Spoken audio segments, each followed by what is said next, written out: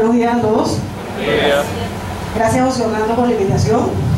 Gracias a ustedes por su asistencia al evento en cuestión. Y bueno, el cuento de la caja de Pandora es bastante gráfico en relación a lo que viene en el código. Me imagino que ustedes se han leído por allí el proyecto, no, ya el código aprobado. Y por supuesto,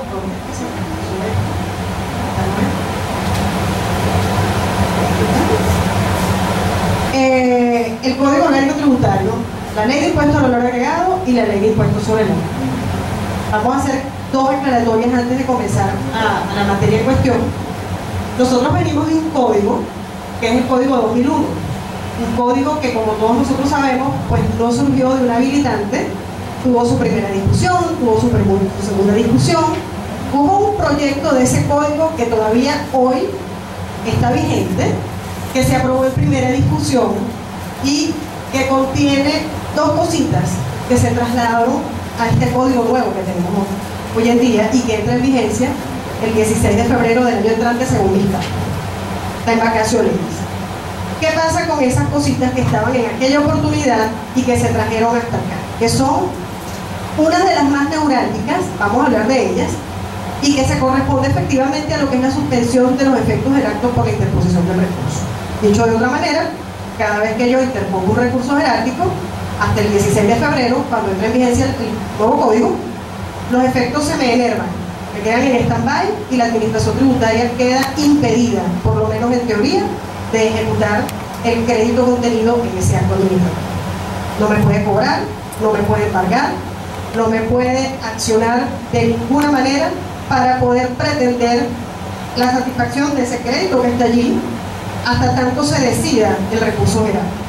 Hablar del contencioso es otra cosa, porque en contencioso la situación es distinta. Esa no suspensión por la interposición del recurso, es bueno que nosotros sepamos que fue incorporada en esa primera discusión del código de 2001, que todavía está vigente, pero cuando pasa por segunda discusión, el código hoy vigente, reitero, eso fue suprimido por completo. Y fíjense cómo lo traemos ahora al código del 2014 y viene acompañado de una serie de aliñitos y aderezos que la gente todavía no ha podido digerir, porque se ha hecho mucho énfasis, hasta donde puedo ver, en lo que es la reforma del IVA y en lo que es la reforma del impuesto sobre la renta, de una manera quizás un poco mediática, por ponerlo uno. Yo le pregunto a los alumnos míos en la Universidad de Carabobo que han escuchado hablar de la reforma de la Ley de Impuesto al Valor Agregado, y lo único que atienden los muchachos a decirme: bueno, profesora, lo que pasa es que incrementaron el impuesto al lujo. Pero si nosotros vemos IVA en toda la extensión de lo que ha sido la reforma, no es nada más el impuesto al lujo, que es lo que nosotros, las personas que solamente manejan los medios de comunicación transmiten, les puede llegar. En relación al impuesto sobre la renta, se vendió con la reforma el hecho de la gravabilidad de los ingresos que vayan a obtener sujetos pasivos que hasta la ley actual están beneficiados con unas exenciones, como sería el caso, por ejemplo, fundaciones, asociaciones sin fines de lucro, las cooperativas. Pero más allá de eso, la ley de impuestos sobre la renta tiene una serie de modificaciones que de alguna manera van orientadas en un contexto armónico de interpretación de normas a una finalidad que, cuando la concatenamos con el contenido del código, simple y llanamente nos da a llevar a la conclusión siguiente. Esto es joropo para las empresas, para los pequeños empresarios, para los que tienen negocio familiar y para todo aquel que de alguna u otra manera trate de comenzar con una iniciativa empresarial al nivel que sea, porque se afecta el cálculo de los costos, el cálculo de algunos gastos deducibles que se modificaron. Eso no se ha dicho en ninguna parte. Yo no soy experta en impuestos sobre la renta, yo soy abogado, pero son situaciones que de alguna u otra manera te van a condicionar, ¿okay?, la deducibilidad del gasto, y es lo que te va a llevar a ti a que en el momento mismo en que la administración tributaria le venga a practicar a usted un reparo, una fiscalización, júrelo que eso le va a dar lugar a un ajuste de su declaración. Ajustes de declaraciones que, dicho sea de paso, como vamos a ver en el resumen del código, cualquier contravención viene con el añadido de que puede ser perfectamente tipificada como delito de defraudación.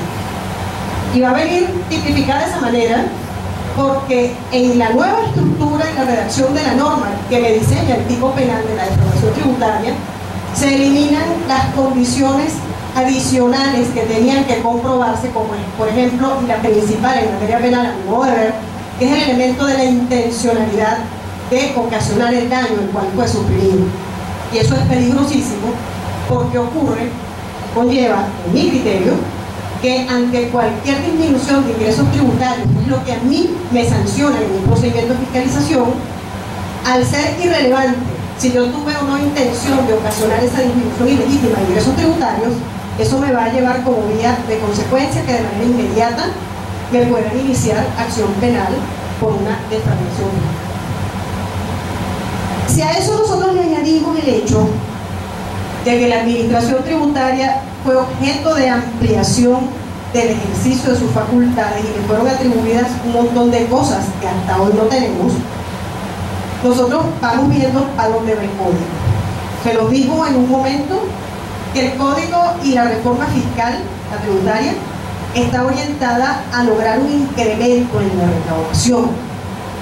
Y eso no es del todo correcto, porque los que manejamos ciencias fiscales sabemos que nosotros la recaudación se mide por lo que efectivamente ingresa al Tesoro Nacional por el cobro del impuesto, no de las multas, no de los accesorios.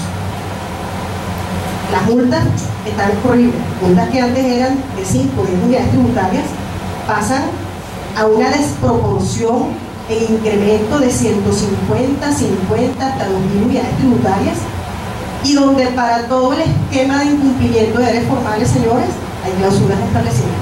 Muy pocos son los incumplimientos de deberes formales que lo van a dejar liberado usted de que le cierren el negocio. Eso nos impone a nosotros una carga, una tarea, una función de que hay que prepararse a lo que viene a partir del 16 de febrero. Sin mucho, ya les voy a echar el cuento completo. A mí me gusta echar el cuento. Si tienen preguntas, dudas, vamos a hacerlo tipo feedback. José Orlando, dejamos las preguntas para el final. ¿Cómo lo manejas tú? ¿El final? Ok.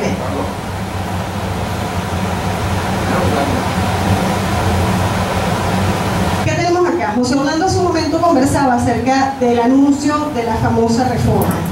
Tenemos unas metodologías muy extrañas porque sabemos que a las 2 o 3 semanas porque salieron las leyes desarrolladas. Y ese es el primer inconveniente que nosotros traemos. Resulta ser que la ley sale aprobada y publicada en Gaceta un par de semanas después del anuncio, pero ya la vacación allí estaba corriendo sin ni siquiera yo tener conocimiento de cuál era el alcance de la modificación. De tal manera que la primera pregunta es, ¿a partir de la fecha en que yo tuve conocimiento que salió realmente la Gaceta o a partir de la fecha que señala la Gaceta? Lamentablemente es la fecha de la Gaceta propiamente tal. ¿Okay? Las 2 semanas esas que hubo interín entre el anuncio y la disposición completa de la Gaceta, pues sencillamente corre en nuestra contra, pero de todas maneras por eso estamos aquí. Le hago la aclaratoria porque sé que va a haber más de una persona que no va a agarrar desprevenido, le trae en vigencia el código el 16 de febrero, que por cierto es lunes antes de carnaval, y entonces va a argumentar a su favor el hecho de que la Gaceta salió mucho después. Tengan en cuenta eso. Por supuesto, sabemos que esto fue dictado como ocasión de una ley habilitante. Hay muchas críticas que se van a hacer, pero en lo particular vamos al contenido, que es lo que realmente vinimos a revisar.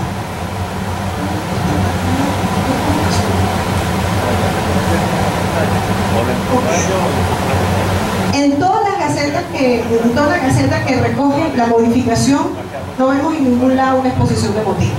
Lo único que tenemos acá, y siempre les recomiendo a mis alumnos y a la gente con la que tengo oportunidad de conversar, léanse siempre el preámbulo o la exposición de motivos, porque eso nos lleva a nosotros a tener una mayor comprensión al momento de poder interpretar una norma. Lo que sí les anticipo es que este código es completamente indubio pro fisco. Traducido al castellano, en caso de dudas, se aplica la relación a favor del fisco nacional. Eso es lo que tenemos hoy en día. Y por supuesto, de acuerdo con esto, lo que se procura es precisamente la consolidación de los principios de la patria de conformidad con el plan de la patria. Esto no es improvisado, y esto forma parte de todo un andamiaje completo que se está estructurando desde el punto de vista jurídico a los fines de poder dar cumplimiento a esos principios que están contenidos en el Plan de la Patria, que es bueno también que lo revisen, porque en el Plan de la Patria el tema de lo que es la guerra económica es un tema sensible, y por esa razón es que el código no podía quedar incólume ante la reforma tributaria, y mucho menos ante la reforma de la ley de precios justos, esta ley antimonopolio que también fue promulgada con ocasión de esta ley habilitante en los últimos días de su vigencia. Y por supuesto, en un todo integral, esa es la interpretación que se va a dar. Desafortunadamente, ya la Sala Constitucional del TCJ, cuando ratifica en agosto el carácter constitucional de la ley de precios justos, ya la Sala Constitucional determinó que el interés colectivo, el interés social, el interés de la protección de los derechos fundamentales del pueblo como elemento protagónico del sistema socialista es lo que se protege y se procura proteger con cada una de estas leyes. Eso vino como un corolario, y les echo el cuento porque en materia del código, que no tiene exposición de motivos, que no es una reforma del código, que es un código nuevo, la interpretación que nosotros tendremos que darle en algún momento es que efectivamente el interés que protege el Estado venezolano a través de este Código Orgánico Tributario, con este montón de normativas novedosas para nosotros, es precisamente la protección del interés colectivo, de garantizar la obtención de recursos para cubrir las cargas que el Estado se procura y para poder cumplir con los planes sociales. Ese es un interés superior al interés del particular, al interés del contribuyente, al interés de la persona que ha sido objeto de la aplicación de un procedimiento. Lo que nos va quedando como recomendación es simplemente, mire, vamos a ver qué es lo que hay y apegarme a las 1500 a lo que está estableciendo la administración tributaria como criterio, porque me va a salir mucho más económico, aunque no esté de acuerdo con el asunto. Me voy a ahorrar cierres, me voy a ahorrar la aplicación de multas, y por encima de cualquier cosa me voy a ahorrar inclusive hasta que puedan venir a embargarme y arrematarme los bienes. ¿Okay? De tal manera que esto es la parte dogmática de la entrada en vigencia del código y de todas las leyes tributarias que tenemos allí: engrandecimiento del país, la construcción del socialismo y el régimen socialista de cualquier naturaleza. Lo social está por encima de lo particular, y esa es la razón por la cual el código hoy en día tiene las disposiciones que nosotros ya más o menos manejamos. Se pretende con la reforma tributaria, o se ha pretendido que se va a incrementar la recaudación por la vía de la supresión de exenciones, exoneraciones, beneficios tributarios. Fíjense que eso viene de la mano con lo que les comentaba en relación a la reforma de la ley de impuestos sobre la renta, donde se habló mucho sobre la supresión de la exención a las cooperativas, a las fundaciones, que comentamos hace un par de minutos. Pero ocurre que por un lado me suprimes, pero por el otro lado le dejas a favor del Ejecutivo Nacional la posibilidad que por la vía de un decreto de exoneración establezca exoneraciones a favor de entes que están siendo gravados en la medida de lo que el Ejecutivo Nacional considere necesario. De tal manera que entonces es como que un pasito para adelante y un pasito para atrás, pero está sometido ¿a qué? A la potestad del Poder Ejecutivo de determinar dispensas totales o parciales del pago del tributo a determinados sujetos de derecho. Eso es lo que hay ahí. Luego tenemos que se justifica en la elevación de la recaudación mediante el incremento de alícuotas impositivas en casos concretos. Resulta ser que estos incrementos de alícuotas impositivas es recurrente tanto en la ley de impuestos sobre la renta como en la ley del impuesto al valor agregado, que se establecen las tarifas máximas impositivas desde y hasta, se deja abierto el compás y se le atribuye al Ejecutivo Nacional la posibilidad de fijar las alícuotas impositivas siempre en los márgenes en que esté señalado en la ley tributaria especial correspondiente. Dicho de otra manera, si vamos a IVA, el impuesto al valor agregado anteriormente lo fijaba en su límite máximo. ¿Quién lo fijaba? La Asamblea Nacional. ¿Okay? Por aquello de que el principio de legalidad tributaria obliga a que los elementos que forman parte del tributo, y en particular las alícuotas impositivas, tenían que ser aprobadas por mecanismos legales, pasando por el proceso de formación de leyes, porque se supone que eso es la ficción jurídica de la consulta al particular, que en todo caso tiene que ser consultado antes de que se le establezca un tributo. Hoy en día no, Hoy en día en la reforma, el tope mínimo y el techo máximo lo establece el legislador, que no está el legislador, sino que fue el Ejecutivo habilitado con poderes especiales para que estableciera esto, y de paso, la fijación de las alícuotas a futuro, cuando haya necesidad de subirlas o de disminuirlas, no va a pasar por un proceso de formación de leyes, sino que simplemente ya el Ejecutivo Nacional se encuentra perfectamente habilitado en los extremos legales que señalan ahí. Eso es así, tanto para el impuesto sobre la renta como para el impuesto de valor agregado. Luego tenemos aquí, se vendió el incremento de las alícuotas impositivas en casos concretos, a saber, cigarrillos, tabaco, manufacturas de tabaco, alcohol, especies alcohólicas. No se incrementó el impuesto de la cerveza y se incorporaron unos nuevos bienes como suntuarios, ya vamos a ver más o menos en la se aumenta el IVA sobre bienes suntuarios, se incorporan hechos nuevos como suntuarios también. En realidad, incremento de alícuota impositiva no hubo ni en impuesto sobre la renta ni en impuesto al valor agregado. Lo que hubo fue una reordenación de algunos aspectos que inciden de manera directa en la determinación de la obligación tributaria, y en el caso del impuesto al valor agregado, o un impuesto consumo, se tocó lo relativo a la alícuota suntuaria, porque se entiende que si estamos dentro del contexto de un sistema socialista, los bienes suntuarios son contradictorios a la naturaleza social del Estado venezolano en la actual dogmática, y en definitiva tiene que ser grabado con mayor rigidez para evitar, por supuesto, seguir convirtiéndonos en una sociedad de consumo, que es aquello contra lo cual siempre ha luchado todo el tema social. De tal manera que eso es lo que tenemos como justificación. Yo trabajo en el CENIAT y yo no tuve nunca conocimiento de ninguno de los proyectos de la ley de fiscal. Así que si José Orlando, que está por fuera, decía que eso no iba a pasar, imagínense nosotros adentro, estábamos peor. A mí me preguntaban reforma de código y yo ni siquiera sabía de dónde Carrizo sacaron el código. Lo vine a ver después que salió en Gaceta. Imagínense ustedes. ¿Qué tenemos también?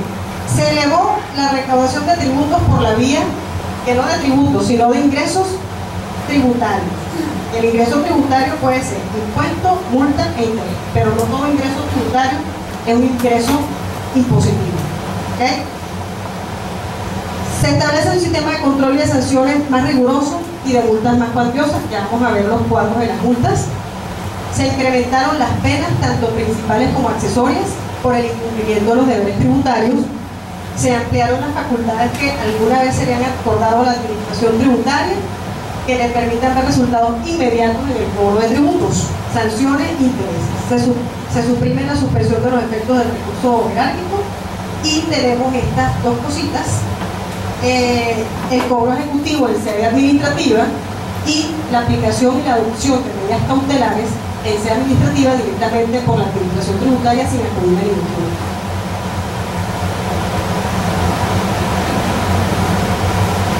La Gaceta, de fecha 18 de noviembre, publicada en esa fecha, comentamos al respecto. Vamos a empezar en materia.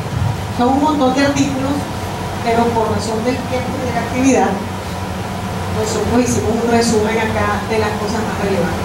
Si usted revisa del artículo 1 al 34, 33, la situación es prácticamente invariable a lo que tenemos hoy en día.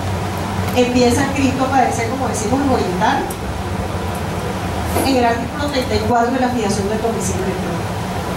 Ténganlo presente cuando vayamos a la revisión de las facultades de la administración, porque esto tiene una implicación directa con el amplio ejercicio de facultades, tanto de fiscalización como que dentro de la administración, en el desarrollo de cualquier procedimiento administrativo. Hablamos del domicilio tributario.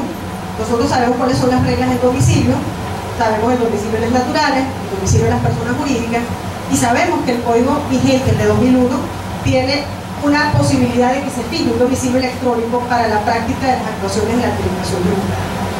Si nosotros revisamos nuestro código actual, sabemos que esa fijación del domicilio electrónico es de común acuerdo entre la administración tributaria y el particular, y que ese domicilio electrónico, fijado de común acuerdo entre las partes intervinientes, implica que la administración debe darle garantía al contribuyente de acusas de recibo y de certeza y de fidelidad de los datos que están siendo remitidos de esa forma. Yo no sé si ustedes recuerdan cuando empezó el régimen de agentes de retención en materia de impuesto al valor agregado, que el usuario y la clave para yo acceder al portal como contribuyente, como agente de retención, yo tenía que suministrarle a la administración tributaria un correo electrónico. ¿Ustedes se acuerdan de eso? Y en ese correo electrónico era que a mí me mandaban mi clave y mi usuario. En esa época, les estoy hablando ya del año, el primer régimen fue en el año 2003, 2004, 2002, 2002, ok. Hubo alguien a quien se le ocurrió decir, bueno, como tenemos un correo electrónico y el código nos establece que podemos domiciliarle la notificación de las actuaciones al particular con ese correo electrónico, vamos a tomar ese correo como domicilio, mandamos lo que sea para nosotros liberarnos de las notificaciones personales. Eso hubo mesas de trabajo, hubo reuniones, a la final mira se quedó en que eso era un correo que el contribuyente suministraba a título informativo y solamente para fines de que le fuera notificada su clave para el acceso al portal de la agente de retención y para que pudiera mandar sus archivos de y toda la lavativa relacionada con el tema de la retención. Hubo consultas fueron, consultas vinieron, a la final se determinó que efectivamente era improcedente el domicilio fiscal con ese correo electrónico, porque muchas veces ni siquiera el correo de la empresa, era el correo de la persona que estaba autorizada para hacer la tramitación del asunto y que no ofrecía seguridad de ningún tipo para fecha cierta de notificación de las actuaciones. Ese es el esquema que tenemos hoy. Sistema de domicilio electrónico, donde yo de común acuerdo con el particular convengo en la medida que yo, de acuerdo con la ley de datos electrónicos, le asegure certeza en la transmisión de los datos que por aquí se pueden recibir y se pueden enviar. En el nuevo esquema, el domicilio lo fija unilateralmente la administración tributaria. No solamente que lo fija unilateralmente la administración tributaria, sino que tiene prelación o preferencia sobre el domicilio formal del particular. Traducido al castellano, yo tengo un domicilio fiscal señalado en el registro de información fiscal, que es el mecanismo a través del cual yo actualizo mis datos como contribuyente, pero debo entender, de acuerdo con la nueva normativa, que cuando yo estoy señalando un correo electrónico en esa planilla para actualizar mis datos en el registro de información fiscal, ya le estoy poniendo a disposición de la administración el domicilio electrónico que a partir del 16 de febrero la administración va a tomar como válido, suponiendo que haya necesidad de notificarle alguna actuación administrativa a usted y la administración no lo consigue. Y eso es terrible. Eso es terrible porque el mismo código señala que es para la práctica de cualquier actuación administrativa, para la notificación efectiva y, por supuesto, cuando a mí me dice que tiene prelación o preferencia sobre el domicilio formal en particular, allí miren, a mi modo de ver, lo que viene es que en caso de una mediana dificultad, yo apelo al correo electrónico y doy por válida la notificación. Lo terrible de todo esto es que incorporaron esto en el código, pero cuando usted va a los medios de notificación, están sacados en el propio código, por ninguna parte me dicen a mí que la notificación a través del domicilio electrónico va a ser válida, va a ser efectiva o va a ser eficaz. Y esa es una de las pequeñas distorsiones en cuanto a armonización de normas que se le olvidó al legislador de 2014 incorporar para darle una armonía total a la implementación del famoso domicilio electrónico. Esa es la primera. Así que mucho cuidado, mantengan sus datos al día. Hay una suspensión de prescripción indefinida en el tiempo cuando usted no notifica los datos a nivel de RIF, pero vamos a ver ahora con los entes formales que va a ser prácticamente imposible que a usted le llegue la fecha de vencimiento de su registro de información fiscal y no haya hecho la notificación. Esto es un entramado de cosas donde una situación te va a conllevar a que la otra la vas a tener que cumplir sí porque sí. ¿Okay? Pero esto es sumamente delicado. ¿Okay?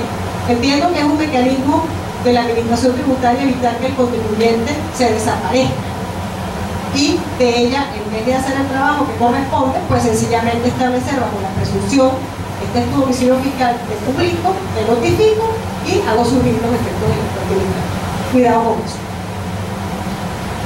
Luego tenemos como importantísimo, que me parece de verdad, en esta reforma, el tema de la extensión de los lapsos de la prescripción tributaria.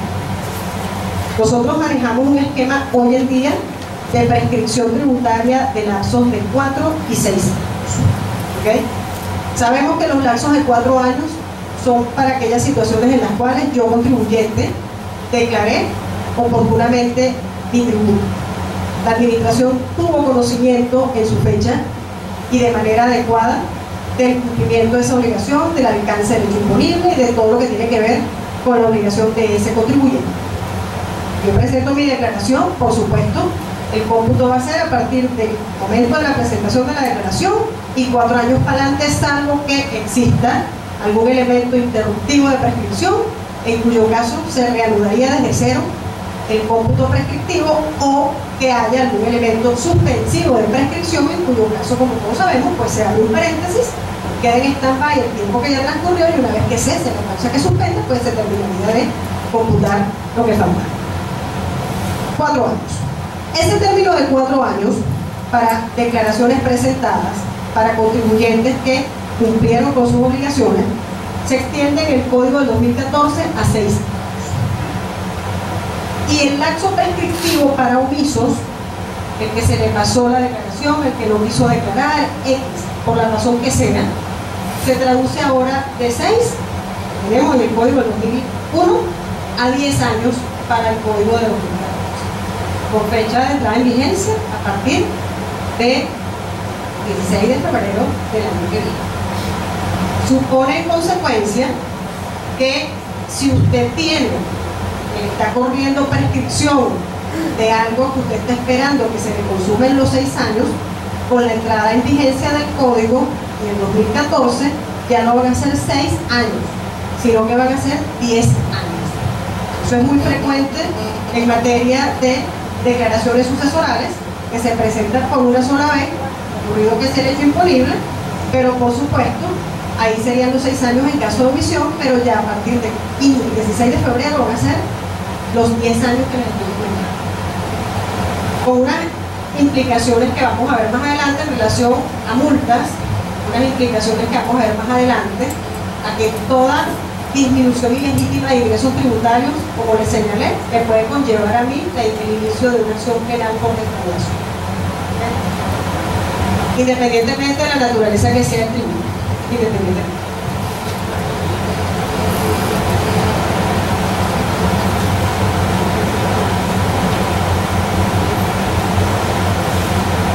Allí tenemos prescripciones para el pago de la obligación tributaria.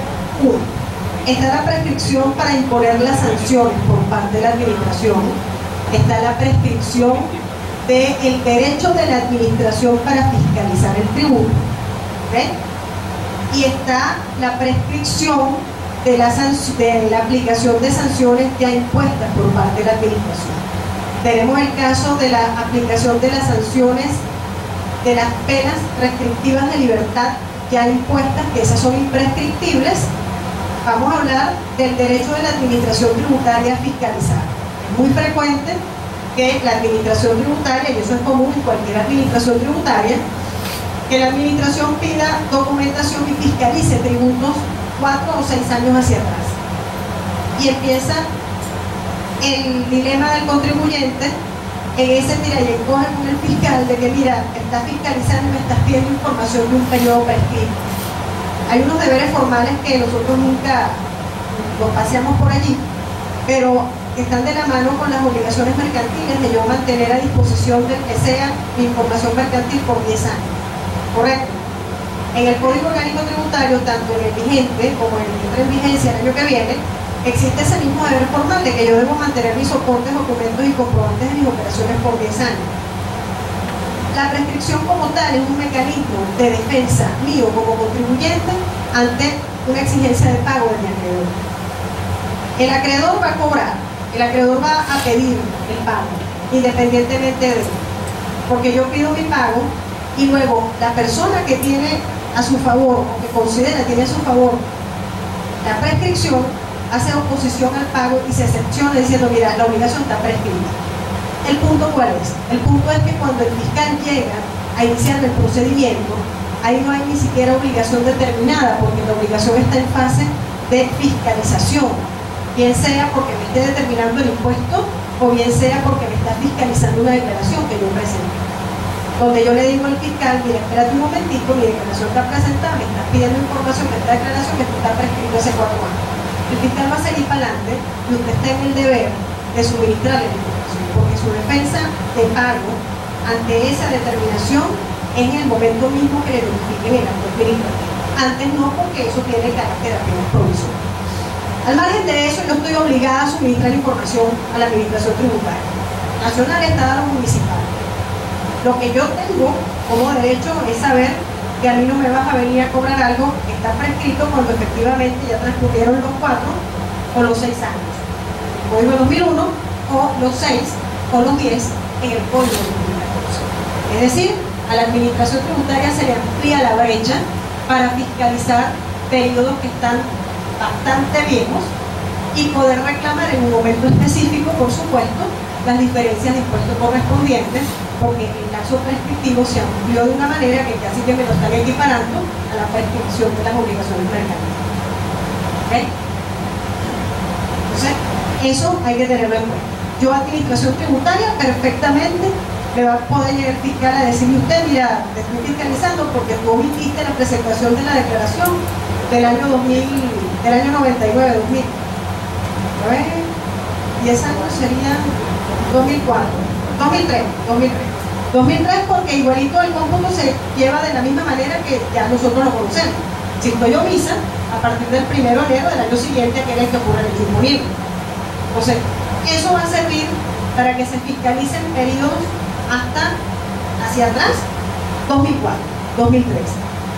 Y si estamos hablando del contribuyente que presentó su declaración y no es objeto de fiscalización o va a ser fiscalizado sobre elementos que no han sido fiscalizados, por supuesto, 2005 para adelante. Y fíjense cómo se amplía la brecha de que la administración ejerza su control de una manera bastante amplia en relación a lo que nosotros venimos manejando. Si hacemos un comparativo de cómo ha sido la reforma del código, cuando nosotros vamos al código del año 94, que era el que estaba vigente antes del que tenemos hoy en día, en el código 94 la acción de la administración para fiscalizar el tributo se extinguía a los 2 años. Y eso no era porque era un beneficio para el contribuyente. Se supone que en materia de lo que es gestión de tributos efectiva y eficiente, las administraciones tributarias de cualquier estado en el mundo aceleran los procedimientos de control e inspección de las declaraciones que han sido presentadas, porque eso denota eficiencia en la recaudación y en el control de los tributos. Entonces ya, fíjense cómo pasamos. 94, 2 años de acción para fiscalizar. 2001, 4 y 6, si estamos ante un omiso o no. 2014, 6 y 10. Se va ampliando la brecha. La acción para reclamar el pago de las sanciones que ya tienen carácter definitivo y firme se vence a los 10 años. Me impusieron una sanción por libros, registros, declaraciones, lo que sea. Yo no pagué la declaración, la sanción, pasó el tiempo, pasó más el tiempo. Anteriormente sería de 6 años. A partir del 16 de febrero son 10 años. Pero es un contrasentido. Un contrasentido porque resulta ser que aunque yo recurra, igual me van a venir a cobrar la multa, porque no hay efecto suspensivo. Aunque yo recurra, si esas multas fueron impuestas en un procedimiento de verificación y había, aparte de ese incumplimiento, otros incumplimientos más, a lo mejor la administración tributaria en su momento me aplicó y me solicitó una medida cautelar. Y es muy probable que cuando ya el acto haya quedado firme y le hayan notificado la resolución para el pago, yo llegue a ese estado de procedimiento con unos bienes embargados. Aunque recurra, no me van a liberar los bienes. Aunque recurra, la administración va a seguir demandando el cobro de la deuda. Y la única manera que tengo yo desde el punto de vista legal para poder deslastrarme de esa medida cautelar que probablemente tengo encima es hacer una sustitución de medida. Darme mis bienes, pero tengo que constituir una fianza. Entonces, ¿para qué dejar lapsos de prescripción tan elevados, tan amplios, si por otro lado yo tengo todas las herramientas legales que me pueden parecer injustas, pero son legales, porque están en la ley, para yo evitar que el contribuyente se vaya con la coña en la mano. Entonces, eso es lo que nosotros tenemos que ver y analizar pues, en un contexto integral, porque estas normas no son aisladas. No las ve como que me afectan en un momento X, una situación particular que tengo yo, que tienen ustedes con sus clientes, pero a la final tenemos que tener una proyección que va mucho más allá. La proyección de esto es que a la final todo el mundo va a llegar o embargado o va a preferir pagar antes de que la administración venga a pagar. Es terrible. Luego, en el caso de la aplicación de sanciones por penas restrictivas de libertad, que esa es la obra, es importante, también lo vamos a comentar un poco más profundamente cuando lleguemos al aspecto, que la administración tributaria, cuando le están modificando las atribuciones y facultades que tiene hoy en día, le dieron una que a mí me parece peligrosísima, y es porque en la administración tributaria la gente no tiene formación ni penal, ni de derecho penal, de proceso penal, ni de la política. Le dieron la titularidad de la acción penal a la administración tributaria para los delitos de naturaleza tributaria que están contemplados en el Código Orgánico, sin menoscabo de las atribuciones y facultades propias del Ministerio Público. Cuando a mí me lo ponen de esa manera, supone en consecuencia que yo quedo sometida a que venga cualquier fiscal del CENIAC autorizado y facultado para eso, a darle inicio ante la fiscalía correspondiente a la acción penal por defraudación, a la acción penal por uso indebido de información, a la acción penal por incitar a la rebeldía tributaria o a la acción penal por la retención de impuestos sin un indebido de la. Entonces, es un poco complejo y delicado, pero eso es lo que tenemos en cuenta. Son igual 6 y 10 años.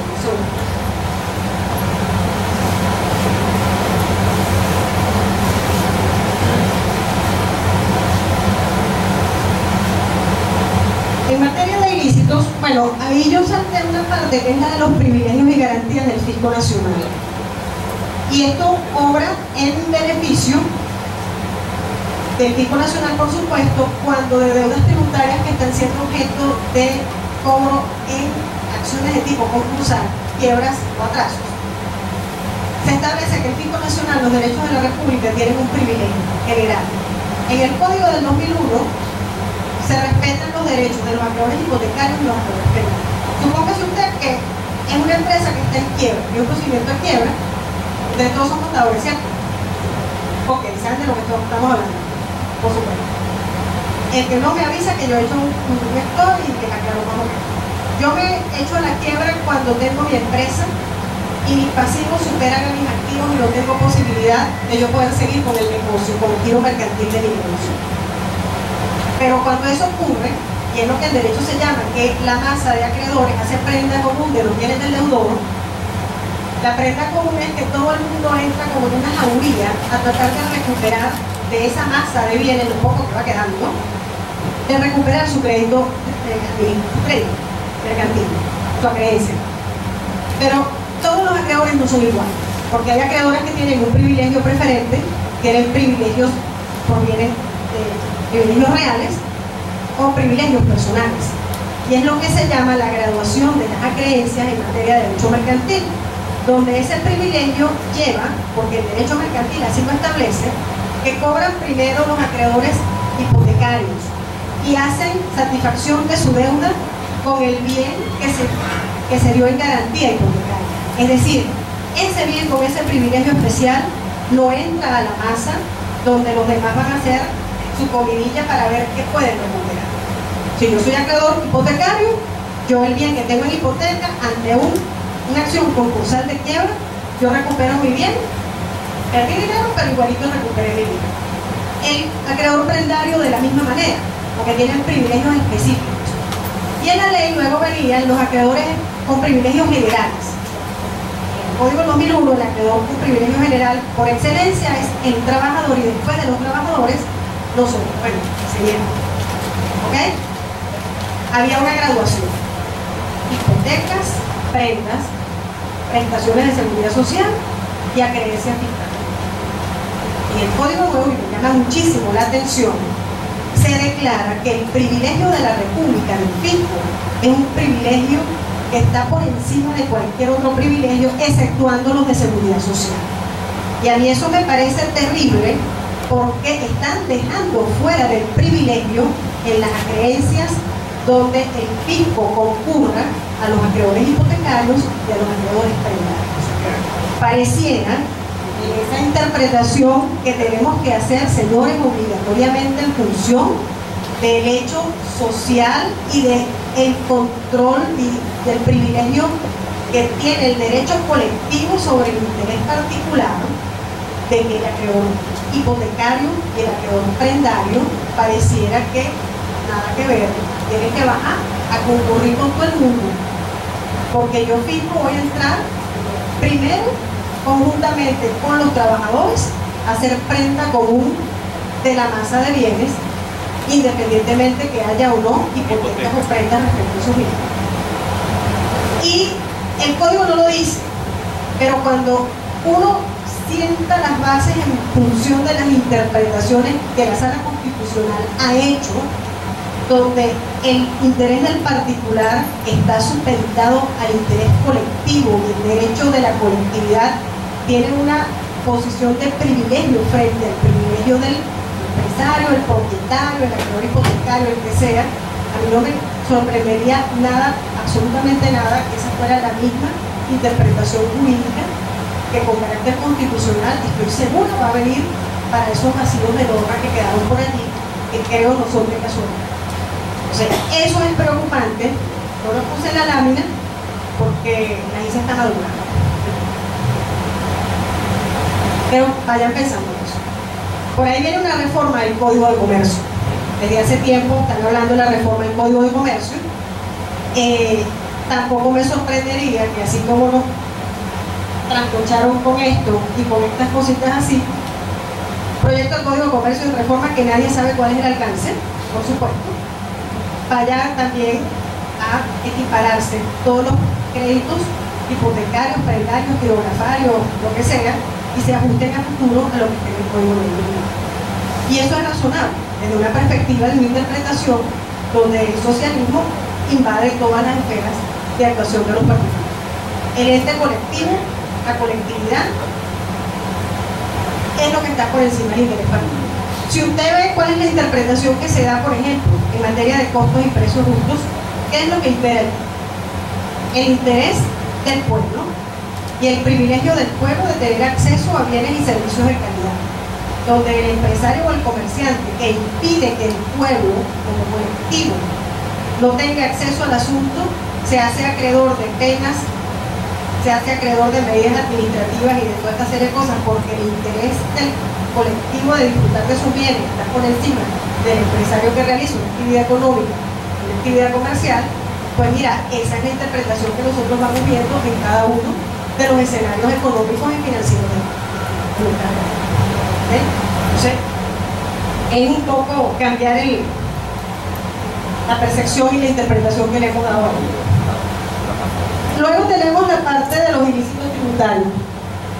Pasado que fue todo. Tomen nota y cualquier pregunta, estamos completamente a la disposición. Lo que sepamos se lo damos y lo que no lo inventamos. Así que, no mentira. Pero aquí nadie se va sin respeto. Fíjense ustedes, en el código vigente 2001 tenemos ilícitos formales, ilícitos materiales, ilícitos de las especies fiscales y grabadas y los ilícitos sancionados con penas restrictivas de libertad. Son la clasificación de los 4 grupos de ilícitos que tenemos hoy en día. En el código 2014 tenemos solamente 3 grupos: ilícitos formales, ilícitos materiales y los ilícitos penales. Ya dejaron el eufemismo de denominar los ilícitos sancionados con penas restrictivas de libertad. Al final es lo mismo, pero esto como que mediáticamente imprime más temor. Y no solamente desde el punto de vista de la denominación del delito en sí, del ilícito, sino de, como vamos a ver, ha sido reestructurado el tema de la tipificación de los delitos en el Código de 2014. ¿Qué tenemos acá? Además de la supresión de un grupo que se incorpora como ilícito formal, que era el famoso grupo de ilícitos de las especies fiscales o grabadas, se establece una modificación completamente radical a lo que tenemos hoy en día en materia de aplicación de censura. Nosotros hoy en día tenemos multas que pueden ir de 5 o de 10 unidades tributarias, porque es el diseño de redacción de normas, donde te dicen, por ejemplo, presentar declaraciones fuera de plazo, la declaración de tributo presentarla fuera de plazo. La sanción por el numeral tal del artículo 103 será de 5 unidades tributarias, que se incrementará de 5 en 5 por cada nueva infracción hasta un máximo de tanto. Bien, ese es el diseño de redactado que tenemos hoy en día para todos los ilícitos formales. Si vamos al ilícito, al genérico, que es el que llamamos nosotros, es el genérico, que es todo aquello que no está expresamente tipificado en los anteriores, pero que constituye un incumplimiento, un deber formal,